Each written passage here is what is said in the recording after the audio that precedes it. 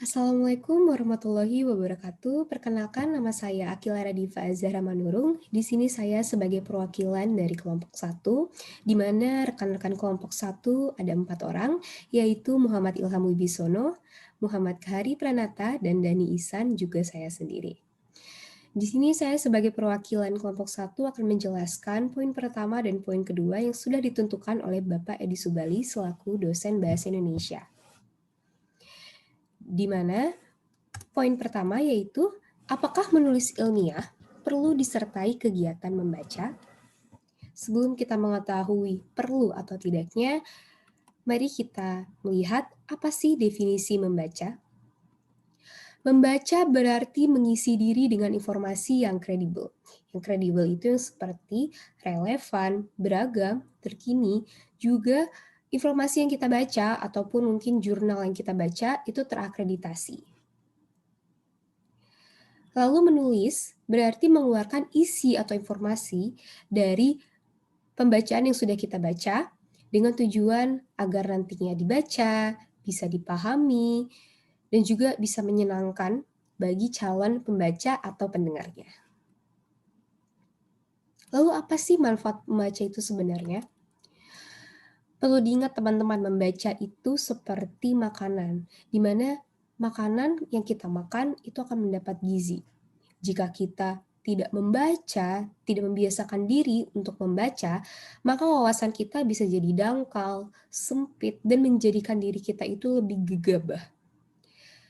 Sehingga di sini manfaat membaca yang pertama yaitu menambah atau memperkaya tabungan pengetahuan. Tentunya juga bisa melatih atau memperkaya kosakata kita. Seperti saya di sini berpresentasi di depan, itu tentunya memiliki kosakata-kosakata yang sudah saya simpan atau yang sudah saya saring melalui informasi-informasi yang sudah saya baca. Dan yang kedua, dengan kekayaan pengetahuan tadi, maka nantinya akan memiliki bekal untuk memiliki dan menggunakan kata-kata yang tepat. Seperti tadi yang saya bilang, kosakata kita sesuai dengan konteksnya. Lalu apa sih hubungan menulis dan juga membaca? Hubungan menulis di sini sudah tertera dalam beberapa poin, juga hubungan membaca. Terlihat di sini intinya membaca itu mendapat informasi, menggali informasi.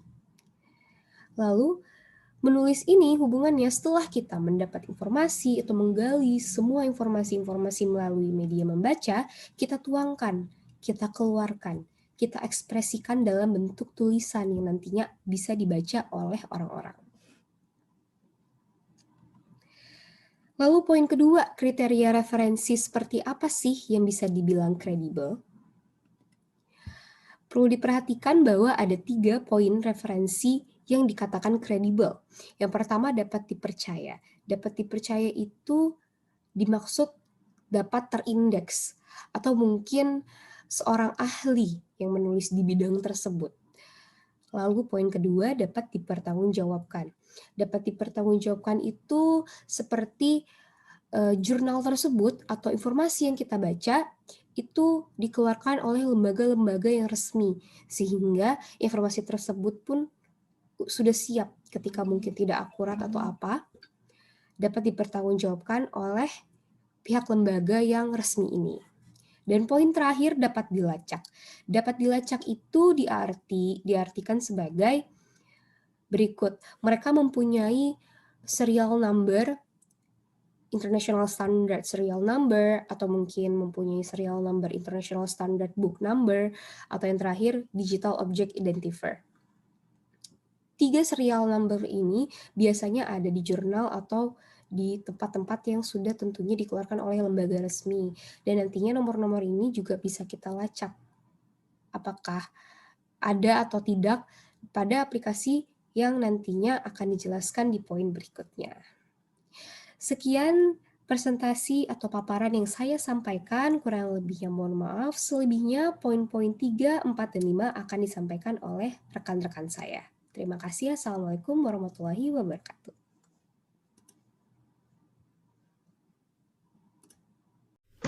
Jadi ada beberapa cara untuk mengetahui bagaimana cara untuk mendapatkan jurnal ataupun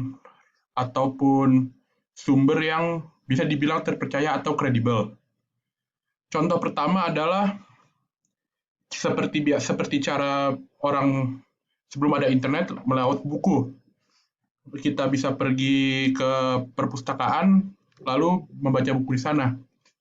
Tetapi dalam keadaan seperti sekarang, secara sekarang kita tidak bisa pergi ke perpustakaan. Maka dari itu kita harus bisa menggunakan fasilitas online yang ada. Cara mengetahuinya adalah dengan mencari di internet. Dan tidak semua yang ada di internet itu bisa dipercaya. Kalau misalnya seperti sedangkan contohnya kalau sumbernya dari blogspot ataupun dari website yang tidak bisa dipercaya, maka ada kemungkinan besar bahwa sumber jurnal tersebut tidak bisa dinyatakan kredibel atau terpercaya. Maka dari itu kita harus tahu sumber dari mana saja yang bisa dibilang adalah sumber terpercaya. Contoh pertama adalah Science Direct. Di website ini terdapat banyak jurnal dan buku-buku yang bisa diakses secara online dan bisa dinyatakan kredibel dan bisa dipilih tentang mengenai apa saja, seperti contohnya dalam bagian physical sciences and engineering atau ya engineering dan science fisik, habis itu ilmu pengetahuan alam atau sains kesehatan ataupun ilmu sosial dan humanities. Dan ini contoh-contohnya dan bisa dicari. Lalu yang kedua adalah DOAJ, di mana jurnal yang bisa diakses di sini terhitung open access journals and articles, atau dalam bahasa Indonesia, jurnal dan artikel yang dapat dibuka secara publik. Di sini kita bisa memilih jurnal atau artikel dan bisa dipilih dari judul, subjeknya apa, siapa yang mengeluarkan jurnal atau artikel tersebut, dan juga kodenya. Dan terdapat 80 bahasa dan sudah diakui oleh 110 negara dan lain-lainnya. Lalu yang ketiga adalah dari Perpusnas Republik Indonesia, di mana kita bisa melihat koleksi digitalnya dan kita bisa mencari sumber yang kredibel. Di sini bisa dicari berdasarkan International Standard Book Number atau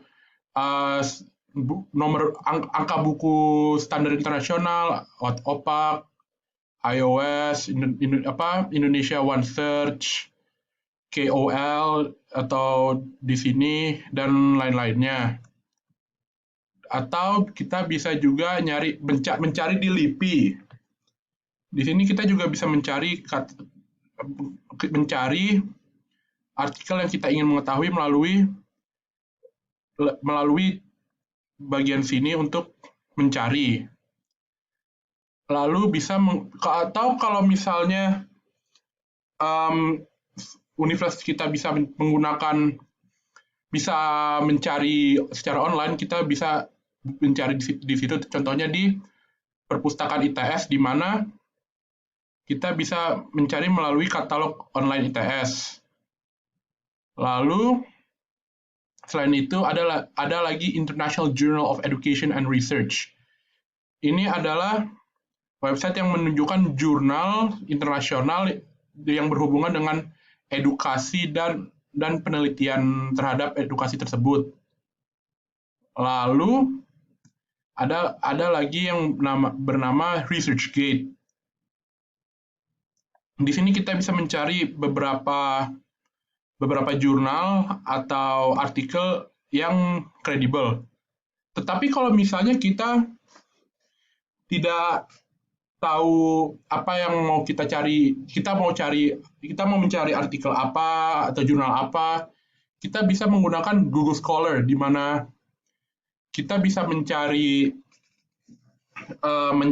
artikel atau jurnal yang bisa dibilang kredibel karena di Google Scholar sudah bisa dicari dengan kode DOI.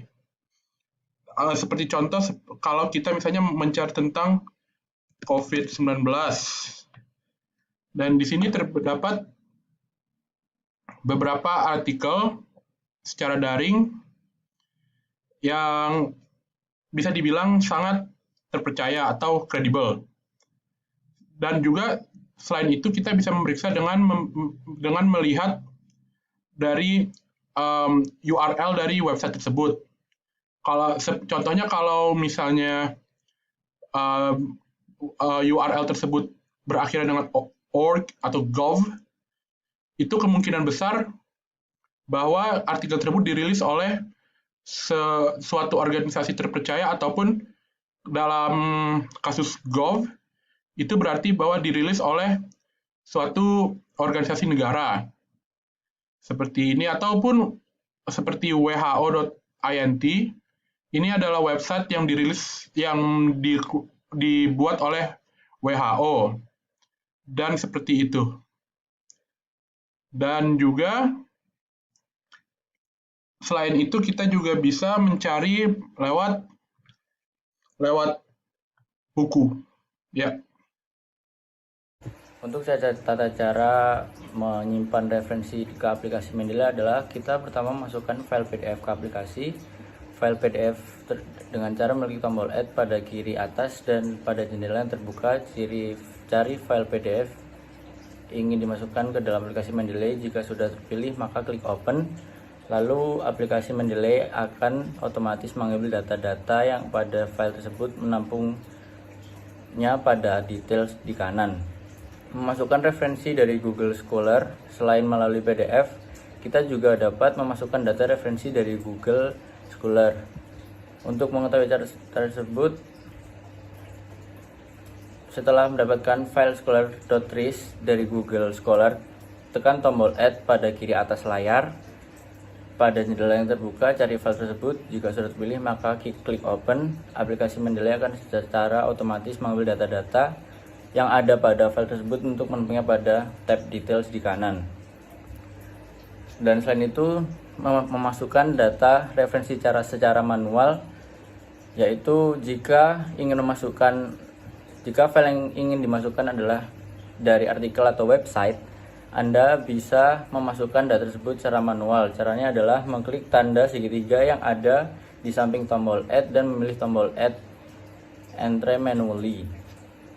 Setelah jendela akan muncul, Anda dapat mengganti media referensi sesuai dengan yang ingin. Contohkan adalah web page. Masukkan semua informasi yang dibutuhkan dan klik save. Setelah disimpan, artikel web page tersebut akan masuk ke dalam halaman Mendeley. Sekian dari saya. Wassalamualaikum warahmatullahi wabarakatuh. Assalamualaikum warahmatullahi wabarakatuh. Perkenalkan, nama saya Dani Ihsan, NRP 5022201166. Untuk bagian dari video ini saya akan mengasih tutorial cara menggunakan aplikasi Mendeley. Pertama, download dulu aplikasi Mendeley. Kemudian kita gunakan Mendeley ini untuk sebagai alat buat mencantumkan referensi ke bibliografi ya. Jadi pertama kita harus memasukkan referensinya ke Mendeley ini. Ada dua cara. Pertama cara manual, dan kedua cara otomatis. Ini contoh buku atau jurnal yang telah dimasukkan ke Mendeley. Contoh ini judulnya, pengarangnya, kemudian tahun, dan sebagainya. Nah, di sini saya akan mencontohkan cara yang pertama, manual. Jadi kita ke bagian file, kemudian ke bagian add entry manually. Teman-teman bisa lihat di sini ada macam banyak, ada buku, jurnal, film. Kita bisa mengambil referensi dari mana aja. Ini ada tulis, kita masukkan secara manual. Karena saya sudah memasukkan, jadi tidak perlu. Kemudian ada cara kedua, yaitu cara automatic. Jadi pertama kita cari dulu di browser yang ingin kita referensikan. Pertama, contoh ini, Crawford John Journal of the Statistical Society of London. Kita copy dulu. Nah, kemudian kita ke Google Scholar.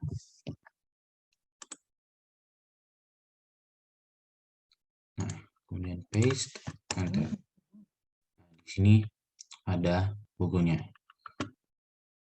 Jangan cari di Google karena pasti hasilnya akan banyak seperti ini. Nah, kita nggak tahu mana yang benar kan. Jadi kita carinya di Google Scholar. Kemudian ada tanda ini, cite. Kita pencet. Kemudian muncul berbagai macam jenis citasi.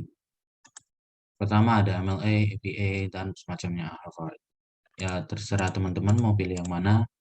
Saya akan pilih yang APA. Kemudian kita klik RefMan. Nah, citasi akan terdownload di sini di bawah. Kita tunggu. Oke, sudah. Kemudian kita ke Mendeley. Kita file, add files. Ke bagian download tadi. Nah, ini dia. Kita open scholar.res ini. Nah, ini muncul. Nah, perhatikan terlebih dahulu kadang-kadang seperti ini judulnya tidak pakai kapital, jadi kita bisa membenarkan sendiri. Ini udah muncul otomatis. Nah, kemudian cara memasukkan citasi ke jurnal kita yang ingin kita pakai. Misal ini nomor 11 di sini. Nah, kita ke references.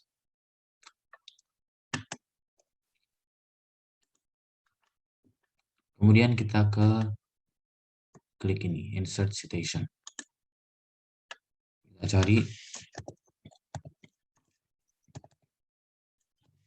History of Coffee, Crawford 1852.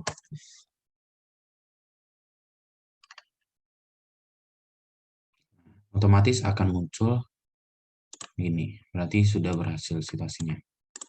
Kemudian kalau sudah selesai semua, kita ke bagian bibliografi dan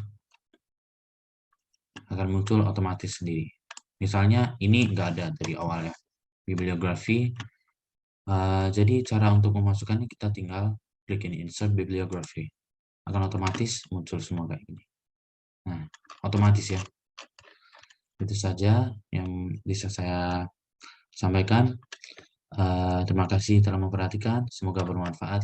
Assalamualaikum warahmatullahi wabarakatuh.